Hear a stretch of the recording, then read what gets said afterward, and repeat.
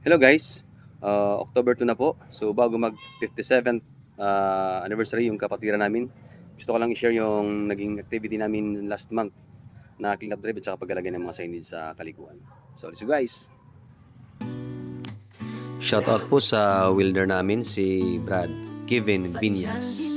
Siya pong nag-welding ng project namin na to.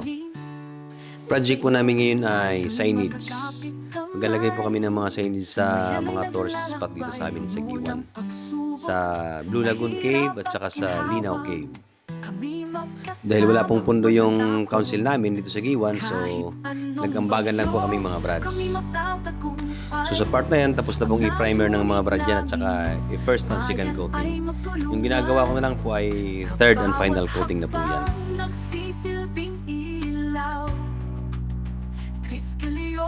Kami sa'yo'y tapat, walang kapantay. Kriskilyon, handa kami magsakripisyo. Pagkatapos pinturahan ay pinalagyan na po namin ng outdoor sticker para po matibay. Again, pinag-ambagan na lang po ulit namin ang pagpalagay ng sticker. Tulad po ng sinabi ko noong mga nakaraang video na tutulong po kami sa abot ng aming makakaya. Paalis na po kami dyan papunta sa site. Pero dumaan muna kami sa supermarket para bumili ng alak.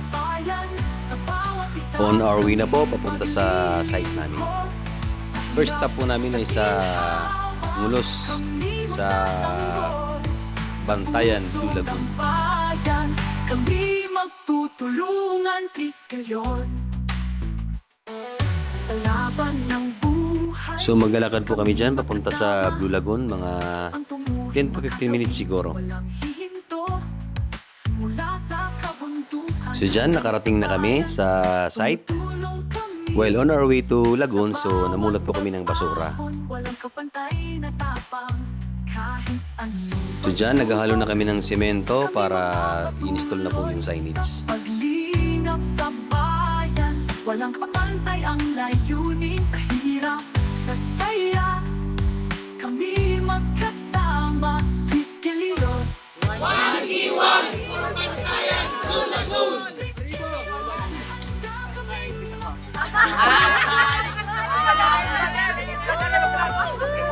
Kami maglilingkod sa hirap, sa ginhawa. So dyan, tapos na kami mag-install. Sa puso Kasama pa pala namin dyan yung guardians, ako at saka yung tour guide groups. Ito po yung nakolekta naming mga basura. Ito naman po ay we're on our way to second site namin sa Linaw Cave. Mga 10 to 15 minutes din siguro yung paglalakad namin. Sa puso ng bayan, kami magtutulungan. Kriskilyon, handa kami magsakripisyo. Sa bayan, sa bawat isa, kami magliling. Di kailangan ng yaman. So ito na po yung entrance ng cave. Ang puso'y sapat kung ito'y bukas sa kabutihan. Tayo'y magtulungan, hawakan ang kamay. Sa simpleng gawa may pag-asa tayong Ininstall na namin agad yung pangalawang signage sa Linaw Cave. Ganun pa rin po na mulot kami ng basura while on our way to the site. Hindi lang po namin na videohan. sa pagbibigay ng oras sa mga So yan, tapos na kami mag-install. walang maliit. May malasakit, bawat isa'y bayan. So pagkatapos naming mag-install, diniretso na po kami sa mismong Linaw Cave para maligo at magpalamig. Yan po ang daanan papunta mismo sa cave.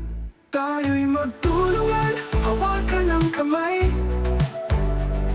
Sa simpleng gawa may pag-asa tayong taglay. Tulong sa kapwa para sa bayan. Sa maliit So pagdating namin sa mismong cave, tanggal lahat ng pagod.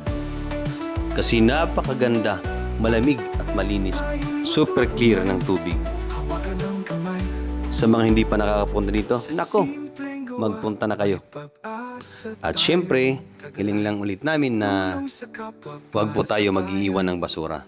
Mahalin po natin ang kalikasan. Paraan may malaking kaputi. Pag-ibig sa ginagawa ay damhin. Pagkatapos po ng activity, budol fights po kami. Shoutout po kay Brad Roy Daginod.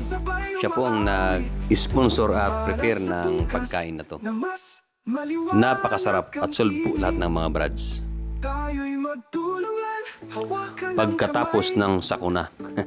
Pagkatapos ng kainan, syempre, di mawala yung inuman.